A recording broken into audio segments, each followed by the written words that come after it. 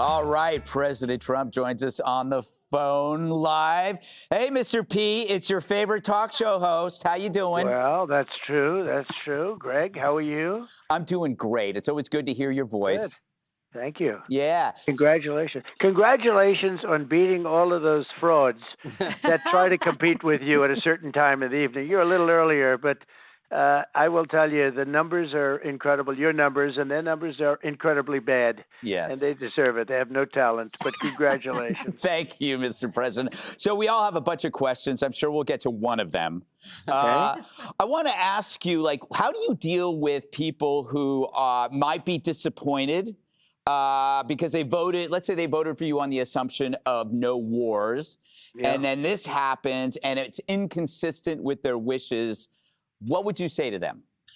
Well, I have to do something in terms of making America great and keeping America great. And when you have lunatics with nuclear weapons and the power is beyond belief, I will tell you as a president, I get to see it.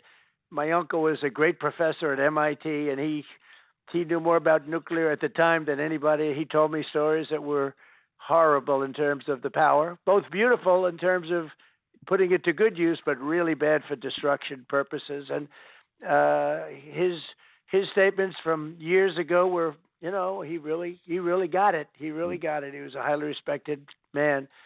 He was there for 41 years at MIT as a great professor, and he told me about a thing called nuclear. And at the time, nobody knew too much about it, and he said exactly what it was all about. And you can't let a madman, or you can't let a mad ideology have a nuclear weapon. And we hit, as you know, we hit 50,000 in the Dow. Everyone said it would be impossible in 4 years. I hit it in my first year. We hit 7,000 in the S&P, and everyone said that would be even more impossible. We hit it in my first year. And I said, we have to take a little bit of a detour. We have to take a little journey to a place called Iran, where these mad people were going to have a nuclear weapon, and they could do tremendous damage, not only to the Middle East and Israel, but also to our country, because we would be next. And I said, we're going to take a little detour, and we're going to go and we're going to knock them out. And that's what we've done. We have the greatest military in the world. And it started with the B-2 bombers, which made it impossible for them to do the nuclear. They would have had, if we didn't hit them with the B-2 bombers like 8 months ago, if we didn't do that, they would have right now a nuclear weapon, and they would have used it by this time.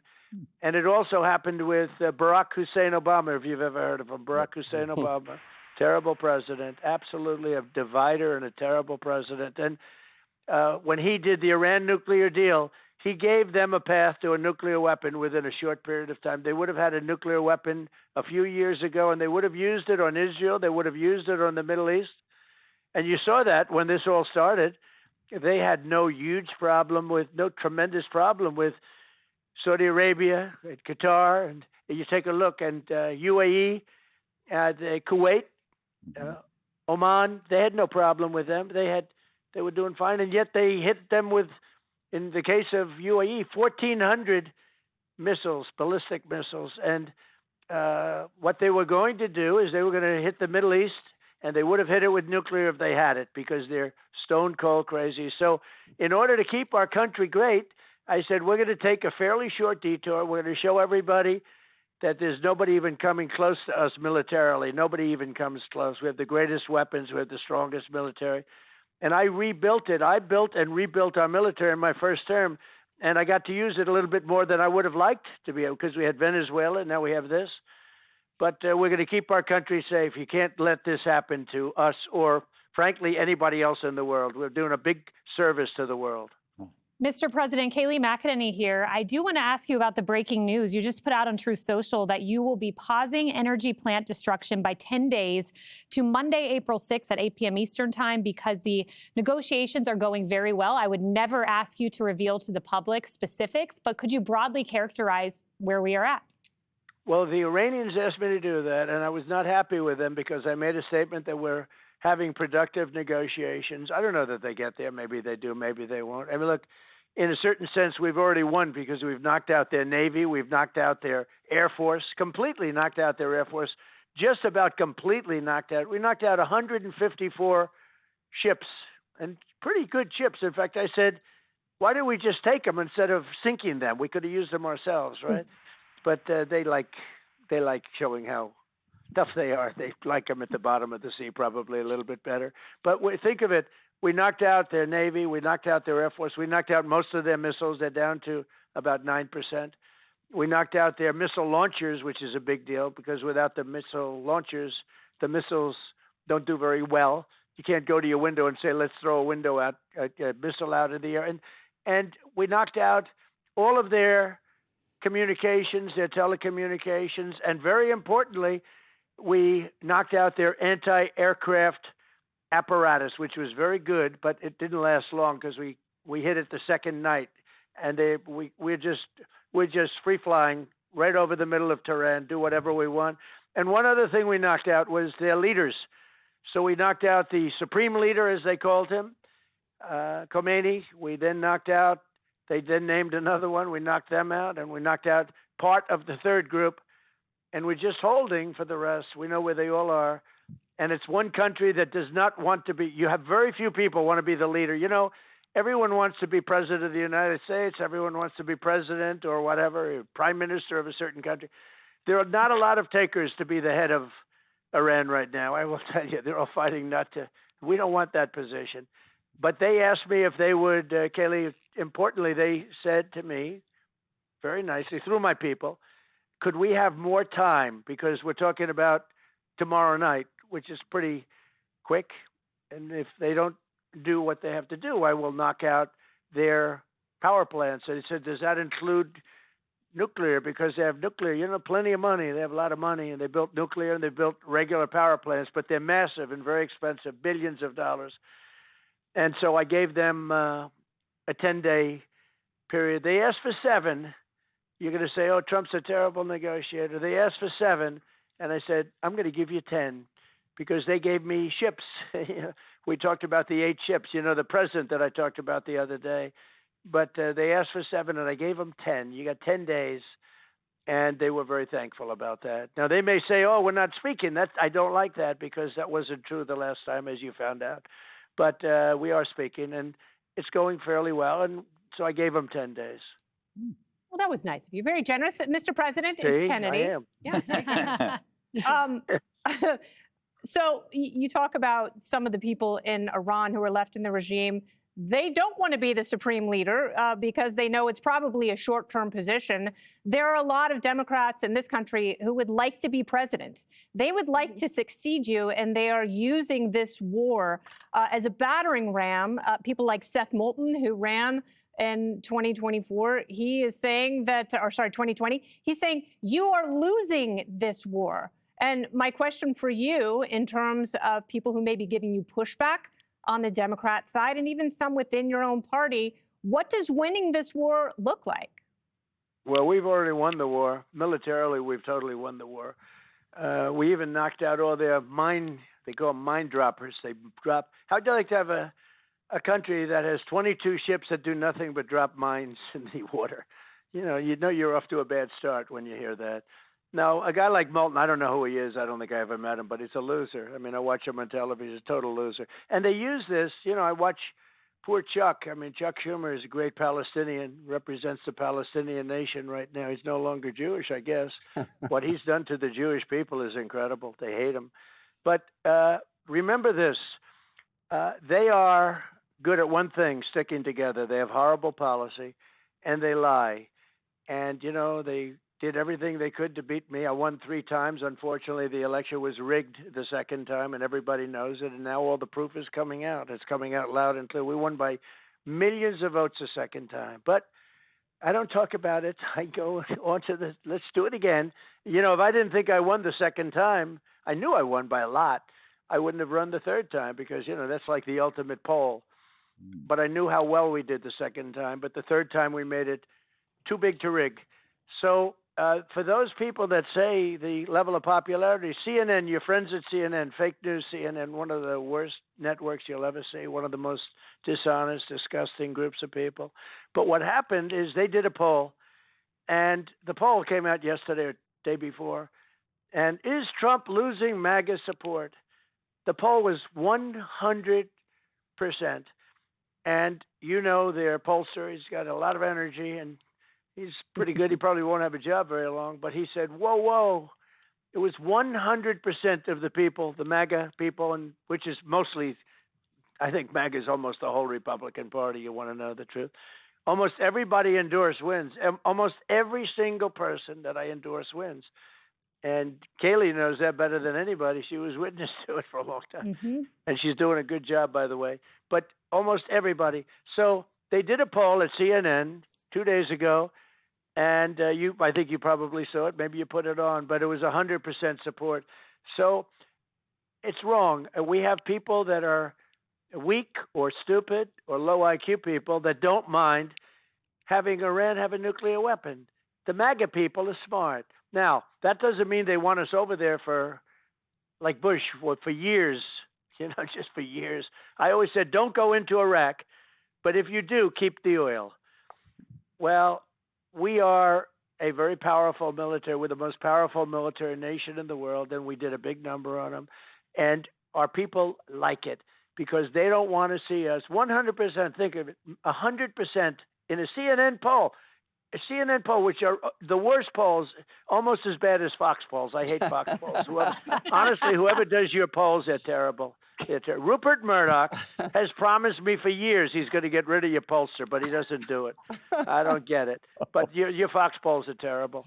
But the pollsters that are good have me leading by a lot and leading every candidate. If I'd love to run, but there's some things you can't do in life, I guess, not allowed to do. But we're very popular. I mean, what can I say? MAGA loves the fact that they're not going to have somebody with a nuclear bomb over their head. MAGA loves the fact, like in Venezuela, everyone said, oh, this is going to be very unpopular. Well, we're now taking in hundreds of millions of barrels of oil from Venezuela, and we're giving them a lot, and we're keeping a lot, and Venezuela is doing better than they've ever done. We had 100 million barrels of oil in the first week. We more than paid for the entire attack in fact, we made it probably 4 or 5 times more than the cost of that attack. But it showed the military power. I mean, the war was over in 45 minutes. And that's a strong military. If you go to Venezuela, everybody wears a uniform, all right? There are a lot of people. But we're getting along great with them. Now, MAGA loves it because we're there and we're participating, and it's one of the most valuable oil sites or oil countries in the world, just behind us. We're producing now more oil than Saudi Arabia and Russia put together. And we don't need the Hormuz Strait. What bothers me is that countries that don't do anything about it. We're actually doing this for other countries. We don't need it. We did 1%. We don't have to do anything. We don't need the 1%. I think we did it just because we want to be nice to them. We don't need it. But I think I'm more popular than I ever have been. Look, when he heard 100%, he said, I've never seen a poll like this. This is the craziest poll I've ever seen. It was 100% of the people. And the reason is they like that I'm protecting our country from lunatics with a nuclear weapon.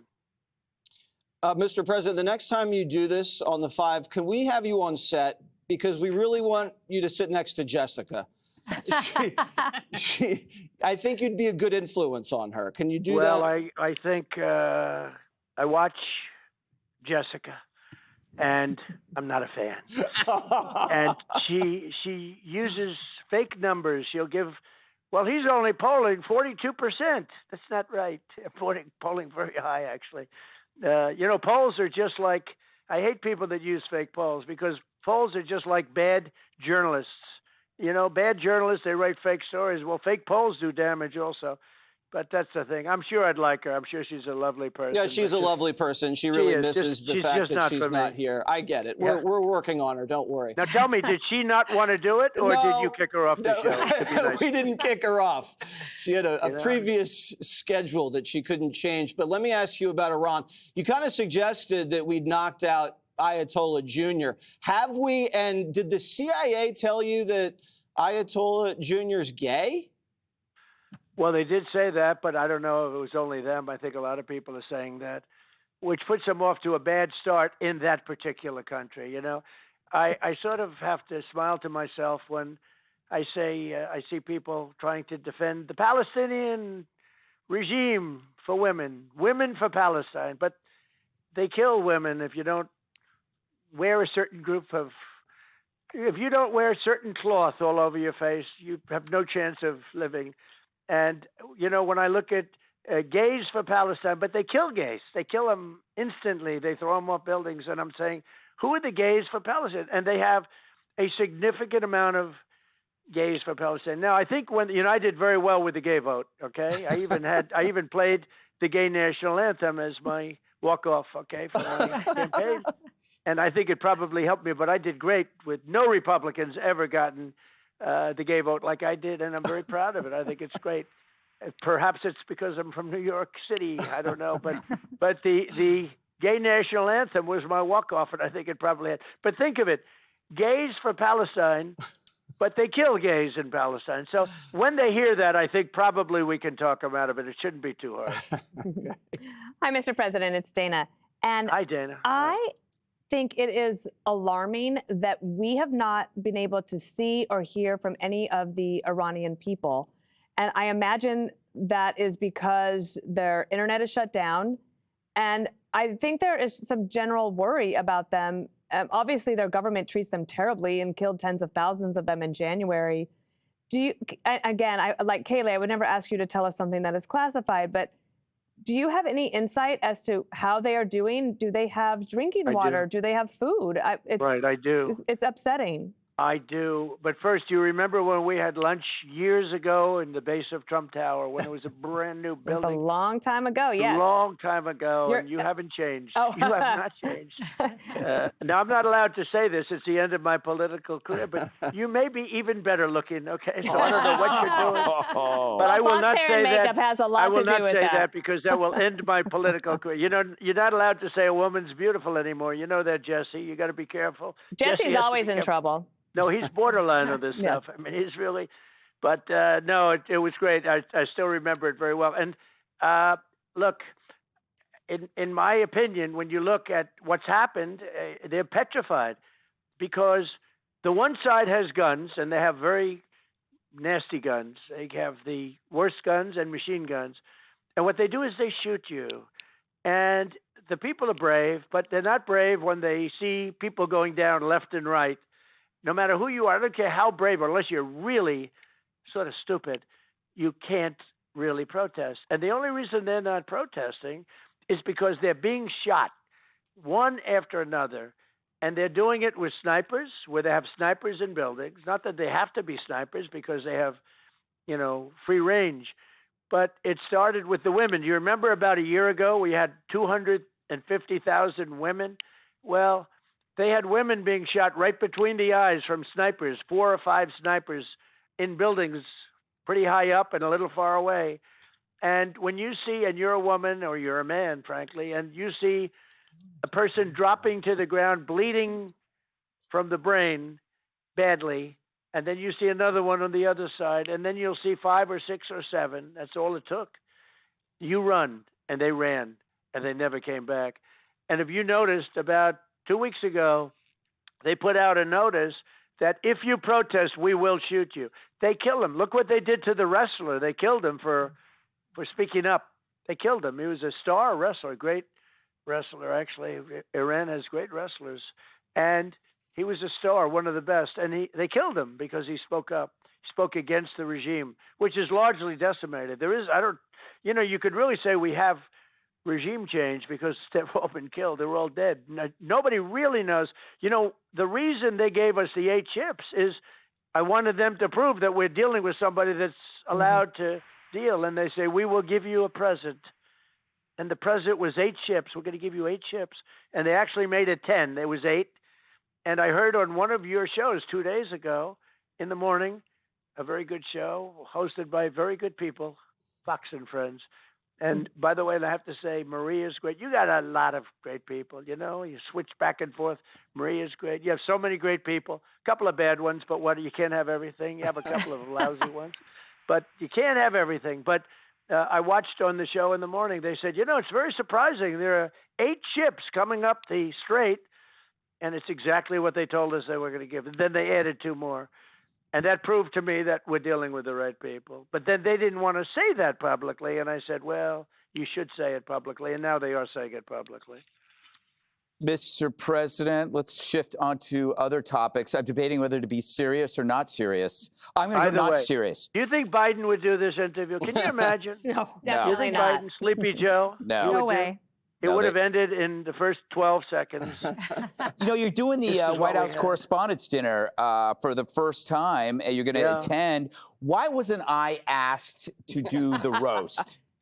Well, I would love it. Actually, if you would do it, I'd accept it. If they would do that, I would accept that 100%. But, you know, I haven't done it because right from the beginning, I was treated rather rudely and crudely. You know, I won the election in 2016. It was one of the greatest elections ever. And you were all witness to it. And I had but they were so nasty. The press was so nasty. And so I didn't do it. And, you know, there's this theory that I was there while Barack Hussein Obama was speaking and he was hitting me a little bit. Actually, it was very nice. And I loved it. I really loved it. I was saying to my wife, our first lady, our movie star first lady, Nancy, you know, I always say there's only room in a family for one star. This is serious. This could be a problem. But she's a movie star. Can you believe it? But I was saying to her, I said, you know, I love this. I'm having a good time. Because every joke was about me, and I sort of liked it. I can handle that stuff. And they said, I was so upset with that evening that I decided that evening to run for president. Well, it wasn't. But it was at the White House dinner. It had nothing to do with my running for president. I actually enjoyed it. But I never did it. And I said, I'll do it now. You know, we had a great election victory. We won the popular vote. We won. If you take a look at the counties in America, 87% of the counties in America. That's why when you look at, they go by counties when they do the coloring, and you look at a map of the United States, it's all red except for two little blue lines along the edge. And if you look at the little New York and little California, and I think California, I think we have a chance. If they would have no mail-in voting in California, I would win California, and the right person, the right Republican could win. But they send out like 38 million ballots. A lot of them go to Democrats. In many cases, you get 2, 3, 4. The highest number I've heard was 7. And Republicans are there calling for their ballot. You know, they're saying, do you have my ballot, please?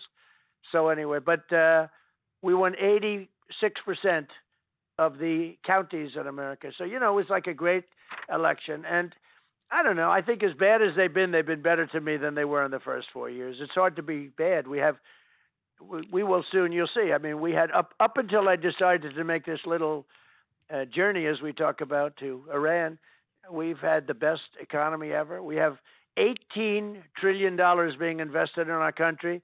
No country's ever had 3. The record is 3, happened to be China many years ago, 10 years ago. We have 18 coming in, and they're building plants all over the United States. I just left the head of Micron. It's one of the hottest companies. But you have Jensen, you have from NVIDIA, you have all these people. They're all building plants one after another. I'm making it possible for them to do it. We're getting them the permits rapidly. We're letting them build their own electric because we have an old grid system that wouldn't allow it.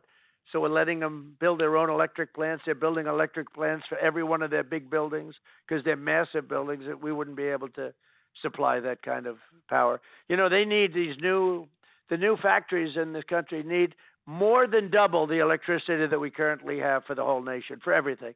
Think of it, more than double. We need twice as much electricity as and what we're doing is saying, you build it yourself. This way they can't complain.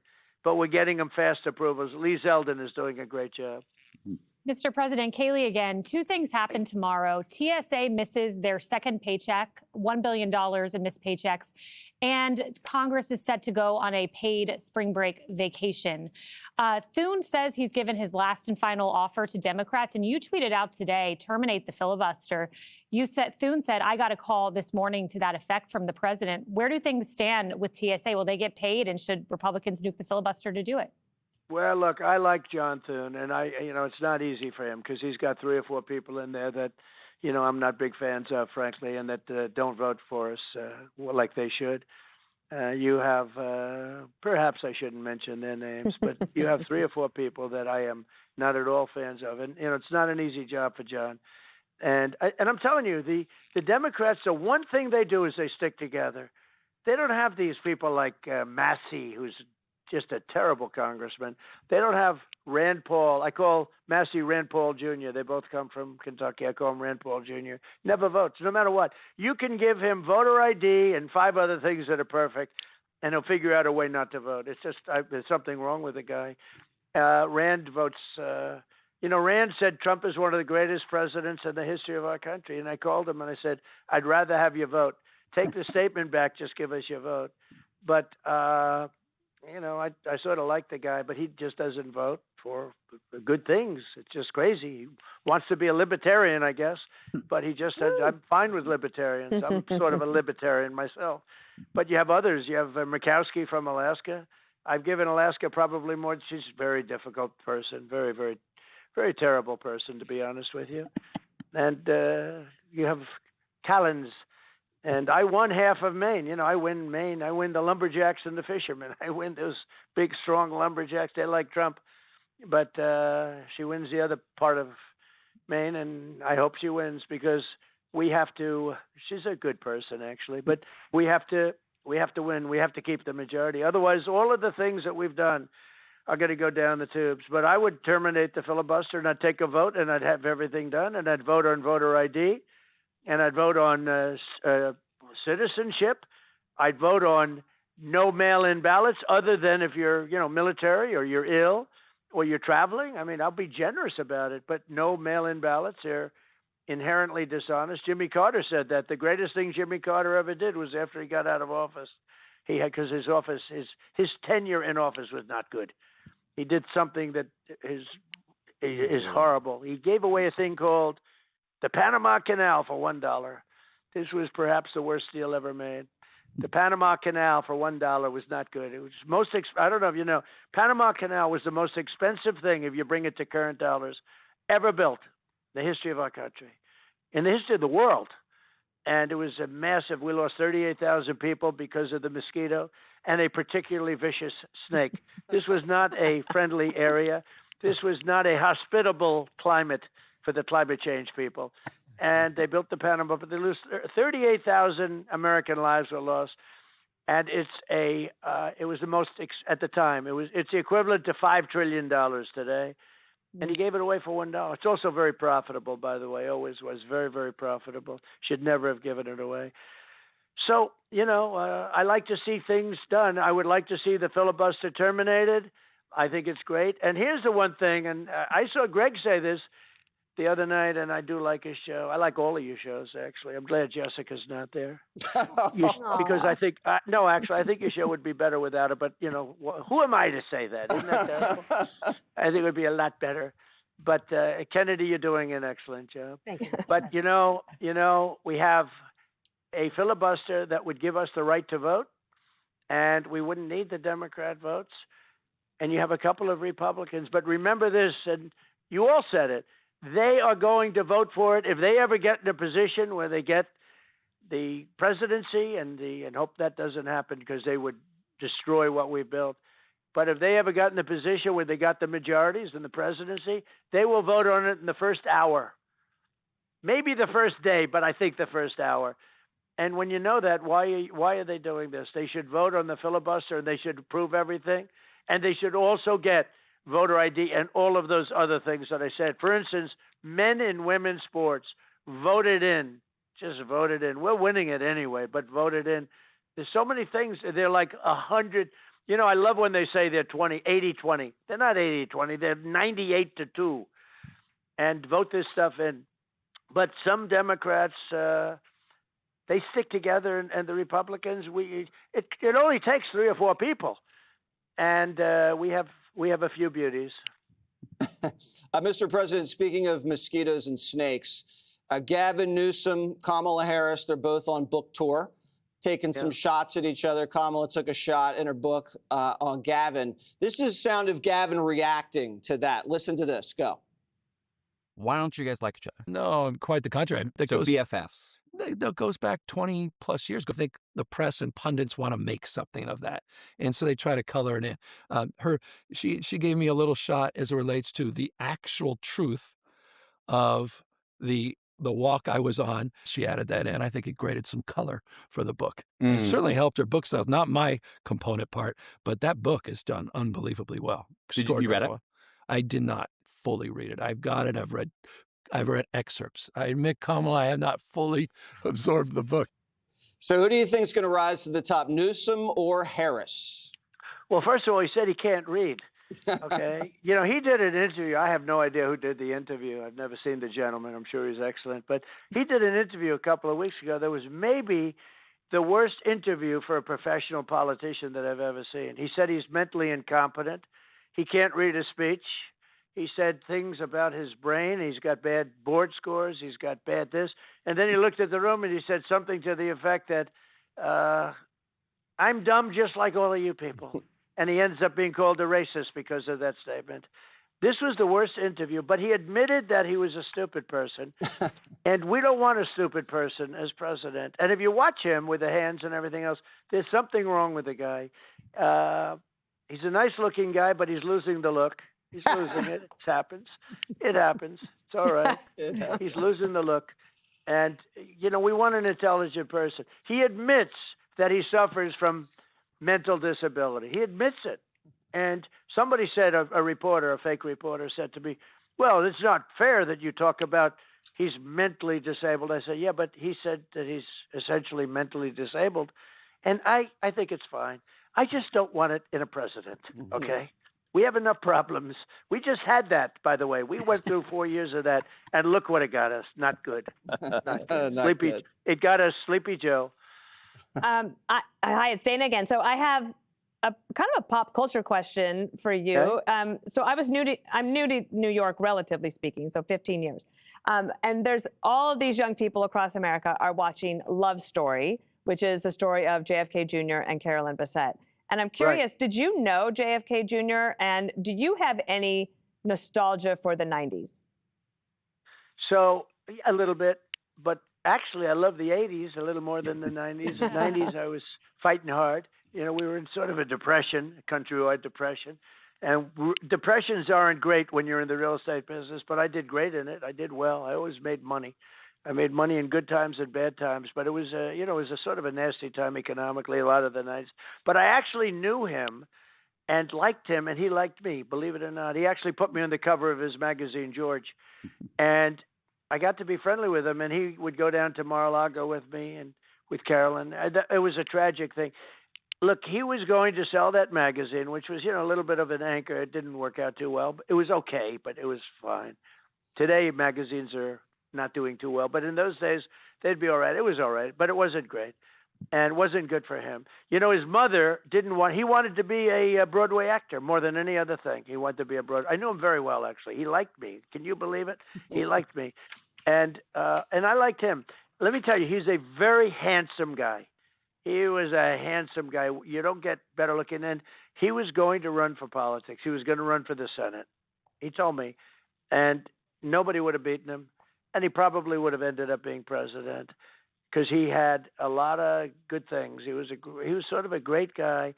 I knew them both pretty well. I knew him much better. They would go down to Mar-a-Lago together, and they had a very interesting relationship. They would bicker. I want to be nice. They would bicker together. They would, in other words, have little fights, and then they'd make up and start kissing wildly. So it was one of those relationships, and you never know how those relationships are going to turn out. Frankly, I've seen them go on for years, and I've seen them go on for about 2 days before they broke up. But they would bicker like few people I've ever seen. But the bottom line is, and every woman loved him. He was a truly good-looking guy that was a nice guy, and I think he would have been the senator easily. I mean, easily. And he's going to run for the Senate in New York, and I think he would have gone on perhaps to be the president. Well, someone who's a little less charming than JFK Jr., God rest his soul, Jimmy Kimmel. Right. One of those lackluster late-night hosts took aim at your new DHS chief. Let's hear what he had to say last night about Mark Wayne Mullen.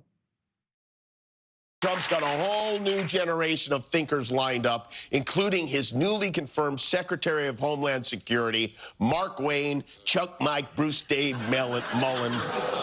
Maybe Mellon's better. He is the now former senator of Oklahoma. Before he was elected to the Senate, Mark Wayne Mullen was a low-level MMA fighter and a plumber. That's right. We have a plumber protecting us from terrorism now. What do you think about those comments?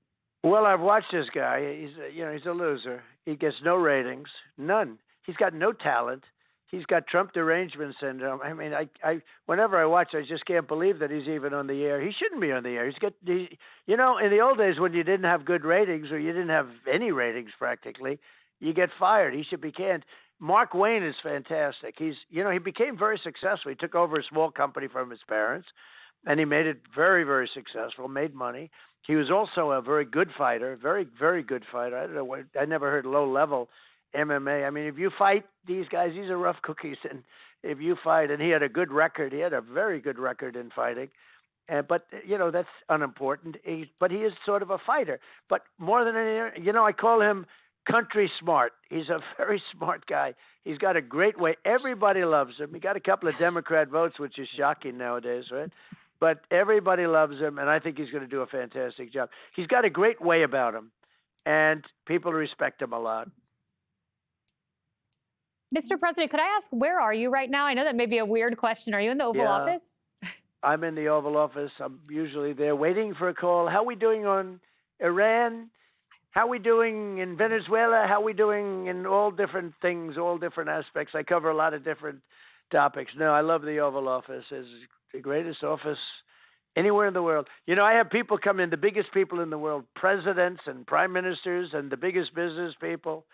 And they walk into the office and you really are at an advantage because they are so freaked out by the Oval Office. They can't believe it, that they're there. No, it's the most precious piece of real estate in the world. And we're building a ballroom. They've been after one for 150 years, and we're building what will be, I think, the best anywhere in the world. It'll be unbelievable. And, it's interesting. You have the preservation, essentially, this group, preservation, a group of preservation. They sue me for that. They sue me because the Trump Kennedy Center, I'm fixing it. It's in horrible shape, actually dangerous shape, with steel that's rusting and rotting, roofs that are falling in, rain is pouring. It's the worst thing you've ever seen. It's going to be incredible. They sue me. But they don't sue the guy that's billions of dollars over budget and destroyed the Federal Reserve building. That's Jerome Too Late Powell. I said, did they sue him? I build under budget, ahead of schedule. And by the way, there's no cost. I'm building the ballroom, and it's a very big thing with the military and everything else. Military is very much involved. It's a big, big deal, and it's great. It's going to be beautiful. But you would think that they'd go after a guy who's destroyed the Federal Reserve building. Federal Reserve building was so beautiful. He ripped down the most beautiful part of it. I would have done that job for $25 million. That it would have been gorgeous. And I think they're going to hit the $4 billion mark for a renovation of a small little complex. It's a little complex. And I say, why aren't you suing Powell? And they don't know. They have no idea. But we're building a beautiful, I think it'll be one of the most beautiful ballrooms, maybe the most beautiful ballroom anywhere in the world. And it's very much fitting with the White House. And the White House deserves it. But presidents for 150 years wanted a ballroom. And many of you, I'm sure, were invited to big events where you have the president of China, you have France, our friend Macron, a wonderful friend, but he wasn't exactly there. He wasn't quick with the ships. When he heard we were fighting Iran, I wouldn't say he was quick to the draw. Donald, may I call you back next week? Oh, yes, I'll be back. Then they all say, no, we'll send them immediately. But I said, no, I don't need them anymore. We won. I don't need you anymore. I'd like you before we won, not after we won. But, the people would have a tent, and the tent would have 1,000 people because we have a very small room here, very small, much ridiculously small. And if it rained, the water would always go because it's at a low point on the ground. It's the only place for the tent. And so if it rained hard, the water would be 4 or 5 inches off the ground. So you can see the president of China, President Xi, sitting there after having left one of the great ballrooms of the world, the Great Hall of China, they call it. It is serious. Sitting there with water over his ankles.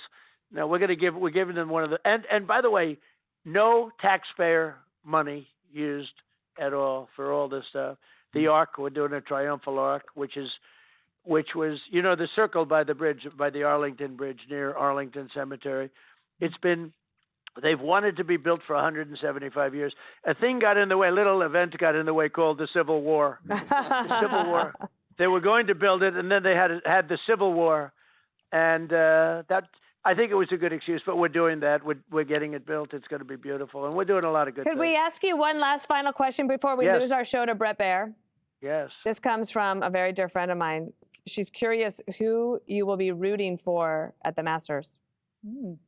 Well, it's such a danger. I have so many friends that are top professional golfers that they're so good. Bryson DeChambeau, Rory McIlroy. I love Tiger, but he won't be there. He'll be there, but he won't be playing in it. I have so many friends, and they're such great players. They're such talented. They're long. Jesse's going to be a good player. I saw Jesse hitting a ball a little while ago. Jesse's going to be okay. Not of this caliber quite, right, Jesse? I'm getting there. Jesse's getting there. I need a little more time. I have 2 shows. It's hard to get out there and swing. And you haven't been playing that long. No, he's got some golf talent. But so I don't. They're just great players. So it's hard for me. If I pick somebody, I'm going to have enemies. I'll have 10 guys that no longer speak to me. But you have great talent. These are very talented. Scotty Scheffler is amazing. He's the number 1 ranked player. Bryson DeChambeau on the Live Tour. In the last 2 weeks, he won both tournaments. He's fantastic. So he's going in hot. Rory's hot. You got great players and great talents. It's one of my favorite events of all time. And hers too. Anyway, thanks for taking that question. I had a feeling you would be smart to answer it. Right. I have to be a politician, like when they say who's going to win the Super Bowl, stuff like that. So that's good. But it's a fair question. President Trump, it was a pleasure speaking with you. Absolutely. Thank you, Greg. Have a great evening. Thank you very much. Well, this was fun. I'm a big fan of all of you, and I just thank you. It's an honor to be with you. And our country is doing fantastically well, and you can be proud of it. We have the hottest country anywhere in the world. Who's going to be the next president? Well, I would say that it will be a Republican. I really believe that, and I think it'll be a good one. I think we have a combination of people that would be very good. You put together a little combination, I think it would be hard to beat the combination. So I think you can figure that out. But I think it's going to be. I do believe it's going to be a Republican. I hope so, because we've made so many great strides. It would be a shame to see that thrown away. Thank you, Mr. President. Thank you. Thank you so much. Great. Thank you, everybody. Thank you very much. Bye. Well, that was fun. Yeah. I learned a lot. Right. The 80s were better than the 90s. JFK Jr. and Carolyn Bessette bickered a lot. And made out a lot. And made out. Mullen is country smart. I never knew that. But I had an idea. I think we should do the 5 from the ballroom when it's done. That's a great I think that is a great idea. Are we still going to be on? I mean, when's it going to be done? I think it's going to be done on time and under budget. Okay, I believe under budget, but is it on time? I think so, Dana. We have people working around the clock. Okay. My takeaways were so different than yours. They were like, Iran asked for 8 days and we gave them 10 and all the diplomacy, but it was a lot of fun. I mean, he speaks with such fluidity and you just think like President Biden could not have done that. No. And it's just interesting. It's interesting to listen to. Especially if you get him on the topic of any kind of project or construction or buildings. You could go on in 8 different directions, because that's what. I believe you just got booked for the White House Correspondents. No, I didn't. Did that happen? No, I was joking. I was trying. I don't know. I was either going to ask him that or about Corey Lewandowski. So I said I would go. I was just sitting there going, which way do I go? Better choice. Yeah, exactly. I'll just add Jackie Heinrich is on the board, so maybe we can see our very own Jackie Heinrich. Yeah, I can't make it. I'm out of town. Any last thoughts, Kennedy? No, I thought he was very funny. Regardless of how you feel about his politics, he's very funny and very quick in the moment, which is great for live television. Be sure to like and subscribe for all the Fox News latest on YouTube, and catch full shows streaming now on Fox One.